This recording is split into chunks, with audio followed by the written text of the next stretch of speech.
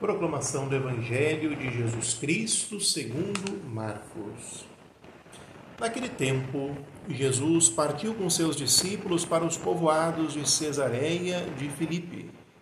No caminho, perguntou aos discípulos: Quem dizem os homens que eu sou? Eles responderam: Alguns dizem que tu és João Batista, outros que és Elias, outros ainda que és um dos profetas. Então ele perguntou: E vós, quem dizeis que eu sou? Pedro respondeu: Tu és o Messias. Jesus proibiu-lhes severamente de falar a alguém a seu respeito. Em seguida começou a ensiná-los, dizendo que o Filho do Homem devia sofrer muito, ser rejeitado pelos anciãos, pelos sumos sacerdotes e doutores da lei. Depois devia ser morto e ressuscitar depois de 3 dias. Ele dizia isso abertamente. Então Pedro tomou Jesus à parte e começou a repreendê-lo.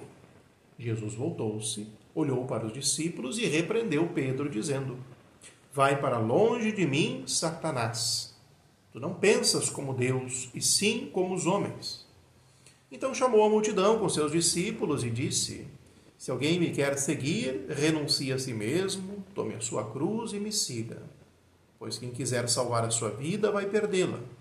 Mas quem perder a sua vida por causa de mim e do Evangelho vai salvá-la. Palavra da salvação. Glória a vós, Senhor. Queridos irmãos e irmãs na fé, que a paz do Senhor esteja em vosso lar. A igreja celebra o 24º domingo do tempo comum. E nós, nesta caminhada de fé, em que todos os domingos, por excelência, vamos na missa, cumprindo o mandamento do Senhor, mas não só por preceito, por obrigação, por amor a Jesus que se dá na palavra na Eucaristia, a cada domingo vamos crescendo pouco a pouco na escuta da palavra. E a mensagem deste domingo nos ajuda a refletir a respeito da identidade de Jesus, quem ele é, e as consequências para a vida de quem o segue, de quem tem ele como Salvador, nós cristãos batizados. No Evangelho de Marcos, Jesus faz a pergunta fundamental para uma boa relação: Quem dizem as pessoas que eu sou? E depois diretamente para os discípulos: E vós quem dizeis que eu sou? Dizer quem é para o tempo de Jesus é revelar não só o nome, não só a origem, mas a essência.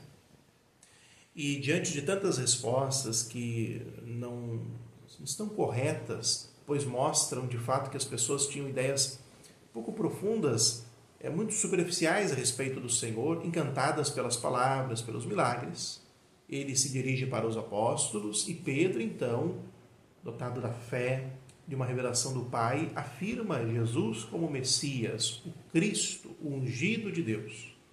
Aqui está então não só, e não é um sobrenome do Senhor, mas a essência do Senhor. Verdadeiro homem, verdadeiro Deus, Filho do Pai, o Verbo que se encarnou. E ali está então uma pessoa diferente, o outro. Para uma boa relação com ele, é preciso saber quem ele é e quem sou eu. Deixar Jesus ser Jesus e eu ser eu. O mestre ser o mestre e eu ser o discípulo, a discípula. E depois vem as consequências. Jesus, então, depois de ouvir essa profissão de fé, de ressaltar a importância da mesma, Pedro depois seria o líder dos apóstolos, o ímpar entre pares, ele já explica então as consequências deste Cristo. Ele vai ser incompreendido, já estava sendo. Vai levar às últimas consequências o reino de Deus que inaugura. Vai deixar claro quem são os seus prediletos, os marginalizados, as pessoas que queriam encontrar Deus e muitas vezes eram impedidas pela própria religião judaica. E por isto vai sofrer, vai morrer. Mas vai assumir até o fim as consequências. E por isto Pedro, não compreendendo, com uma visão genuinamente humana, limitada, depois de dar um grande acerto, agora também erra. Repreende o Senhor. E depois é Pedro o repreendido. Satanás, ou seja, aquele que afasta da retidão, aquele que busca a divisão. Não podem ser assim. Afirmar que sou discípulo de Jesus Cristo é assumir também na minha vida a missão de testemunhar o seu legado. A missão de buscar me reformar diariamente, tomar a própria cruz, segui-lo, para ser com os outros também reflexo daquilo que ele testemunhou. Por isso, queridos irmãos e irmãs, que hoje agradeçamos ao Deus Trindade pela graça de termos este grande privilégio de ter clareza a respeito da palavra e de ter o Senhor como Senhor e permitir que Ele possa nos transformar. Revise a tua vida à luz da fé que tu professas em Jesus Cristo. Pois muito mais do que belas intenções, é preciso no dia a dia pequenas e boas ações.